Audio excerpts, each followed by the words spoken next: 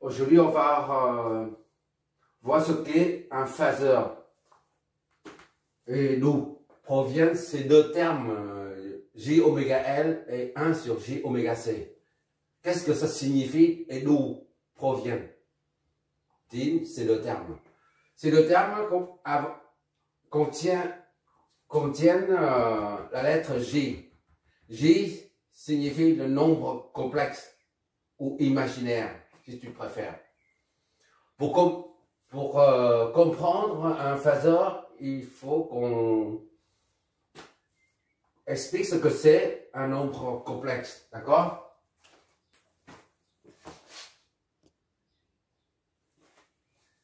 Comme tu as déjà vu la vidéo précédente, on a la formule de l'air. Formule de l'air qui est E exponentielle de plus ou moins J phi est égal à cosinus phi plus ou moins J sinus phi. Ça, c'est la fameuse formule de l'air. D'accord? Et maintenant, on va appliquer ça, on va utiliser ça pour interpréter les nombres complexes. On aura l'occasion d'utiliser ça pour interpréter les nombres complexes. Maintenant, ce que c'est un nombre complexe? Nombre complexe.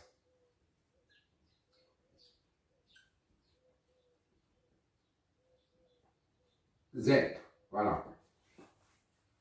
On note Z comme ça. Il y en a qui notent comme ça, Z, une barre, ou alors d'autres encore, Z, une barre en dessous. Je préfère cette notation pour éviter pour bien distinguer le moins, le signe moins. Des fois, on se trompe avec les signes moins. D'accord? J'ai mis un chapeau comme ça. Cette notation date des années 70, 80, 85 de mémoire. Et le nombre complexe Z est défini comme ça. Z est égal à X plus G fois Y. Le nombre complexe Z est égal à X plus GY fois Y est représenté sur ce plan-là, dans ce plan. Donc l'axe horizontal représente les réels. Réels comme 1, 2, 3, 4, 5, 10. Et l'axe vertical représente les nombres imaginaires. Les nombres imaginaires, ce sont des nombres qui n'existent pas dans le plan réel. On utilise les nombres imaginaires, les nombres complexes.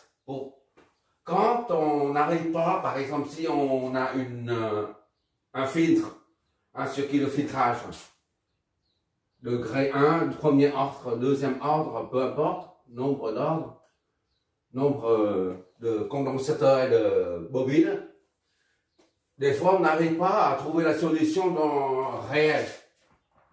C'est-à-dire 2, 3, 6, des nombres réels. On ne peut pas trouver ça. Et bien, on est obligé de passer par les nombres imaginaires. Et on résout le problème avec les nombres imaginaires. Une fois on trouve une solution via les nombres imaginaires, et ben on revient, disons entre guillemets, le monde réel. Au nombre réel, à partir de là, on trouve la solution d'un circuit de filtrage.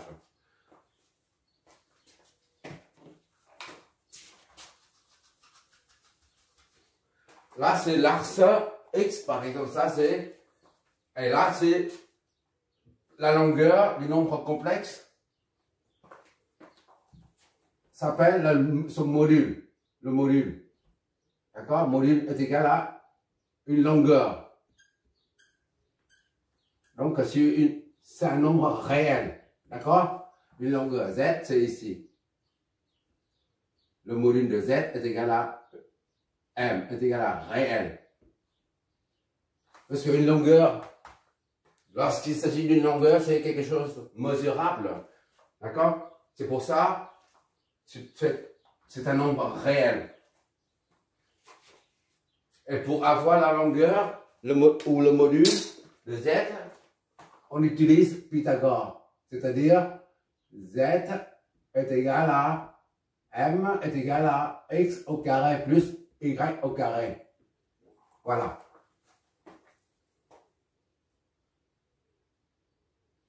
On voit ici, il n'y a pas de nombre complexe. Le nombre Gilles, le Gilles, certains appellent ça l'opérateur. On dit c'est nombre imaginaire. L'imaginaire n'existe pas. Ici, ni là, ni là. Donc, c'est un nombre réel. D'accord? Et puisque x au carré, y au carré, ce sont des quantités positives. Et le tout sous la racine carrée, tout ça, c'est positif. C'est-à-dire, z, un module d'un nombre complexe est toujours positif. Égal ou supérieur à 0. Ça s'appelle forme, le nombre complexe sous forme cartésienne. Forme cartésienne. D'accord? Maintenant, on peut exprimer le nombre complexe z sous forme polaire.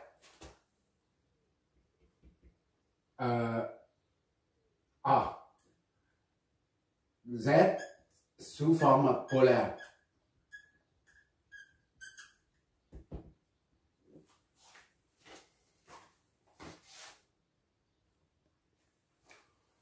Sous forme polaire, le nombre complexe se présente comme ça. Z est égal à le module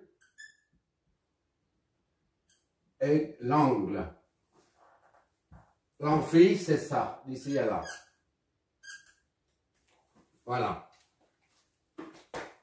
Et si tu fais une projection d'ici à là,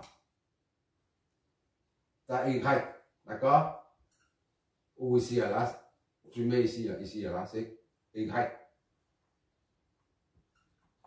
Et si tu fais la projection du point Z sur l'axe horizontal, tu as X. D'accord?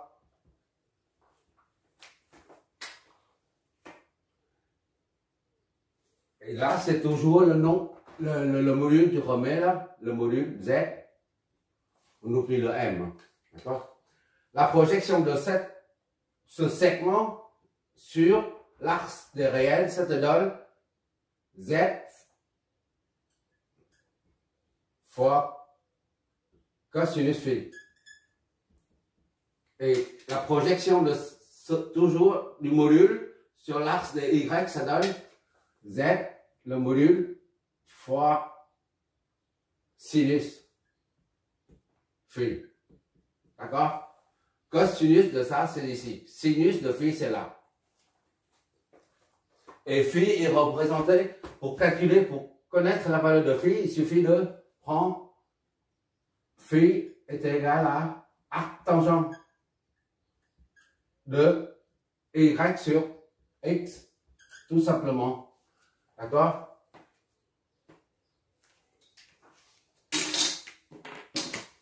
Ça, c'est nombre complexe, forme cartésienne. D'accord? Et là, c'est forme polaire. Forme polaire. Polaire. Forme cartésien, t'as que le module à trouver. Quand on dit que forme polaire, il faut connaître aussi l'angle. Phi. Et le module, c'est toujours le même. Tu prends x au carré plus y au carré, ça te donne tout ça sous la racine, ça donne le module, d'accord? Et le nombre complexe peut être exprimé sous la troisième forme. C'est la forme... c'est quoi déjà? Je ne me rappelle plus comment ça s'appelle. exponentielle, la forme exponentielle. Oui. B. Forme exponentielle.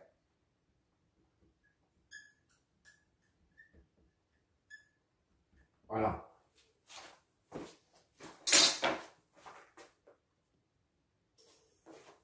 On va appeler ici là par 1. Ici, 2. On peut en déduire à partir de là la forme exponentielle du nombre complexe. Je le vois toujours, j'espère. Ok. De la première forme, on a z est égal à x plus g i. D'accord?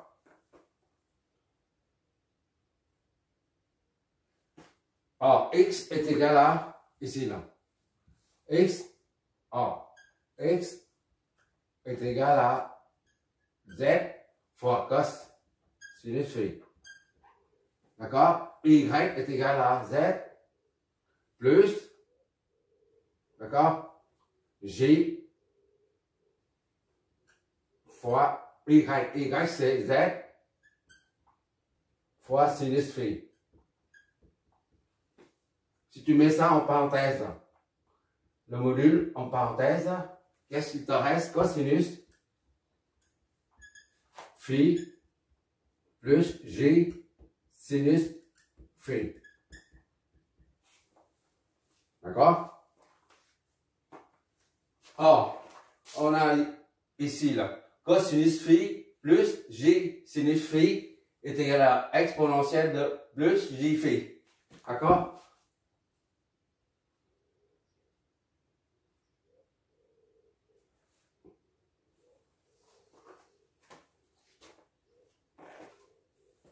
Z, c'est Z. D'accord? C'est pas X. Ça, c'est X. Ça représente X. Ça représente Y. D'accord? Or, ici, là, c'est 0, disons. 0, ça nous donne Z. On remet, est égal à Z fois ça. Tout ça, ça vient de 0. Cos E plus J et phi. Ça, c'est la forme exponentielle du nombre complexe. D'accord? 0, 1, 2, 3. Ça, c'est 3. Troisième forme. Autrement dit, un nombre complexe peut être exprimé sous 3 formes différentes. La forme cartésienne, x est égal à j, y. La forme polaire, le module fois l'angle de départ ou de phase. Et la troisième, c'est le module fois la fonction exponentielle. Et enfin, pour terminer avec le nombre, les 3 formes, on compare ici à là. 2, ça nous donne Z, le nombre complexe est égal à le module, à son module, fois la phase. D'accord?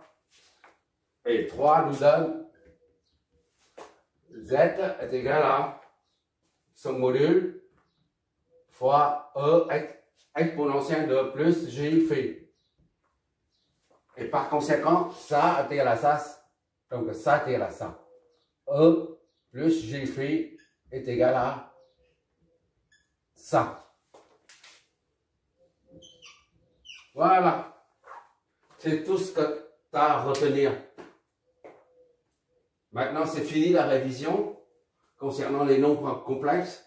On utilise ça, ça et ça.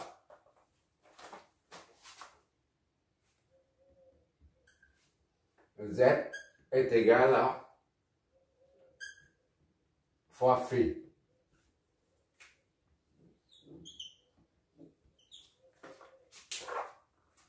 Voilà.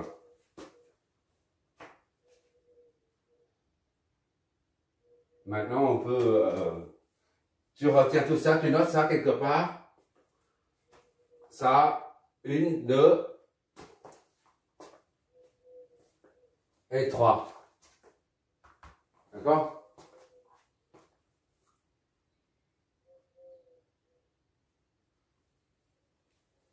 Bon, avec tout ça, on a tout ce qu'il faut pour montrer ce que c'est un phaseur. Et une fois le phaseur est défini, on attaque directement les circuits en courant alternatif via les phaseurs. Parce que pour analyser un circuit électrique ou électronique dans le domaine temporel, eh ben, ça devient inextricable. C'est très long. S'il y a plusieurs branches, par exemple ici, un contrôle, ici une résistance, et après une inductance, et après c'est résistance, inductance, tout ça. Et si tu essaies d'analyser rien que ce circuit, par exemple, dans le domaine temporel, eh ben, tu n'es jamais sorti de l'auberge si tu n'utilises pas les phaseurs. Et en courant en alternatif ou tension en alternative, on utilise toujours les phaseurs pour analyser un circuit. D'accord? On n'étudie pas un circuit en courant alternatif dans le domaine temporel. On l'étudie seulement dans le domaine fréquentiel. Et dans le domaine fréquentiel, cela implique l'utilisation des phaseurs. Maintenant, on va voir ce que c'est un phaseur. D'accord?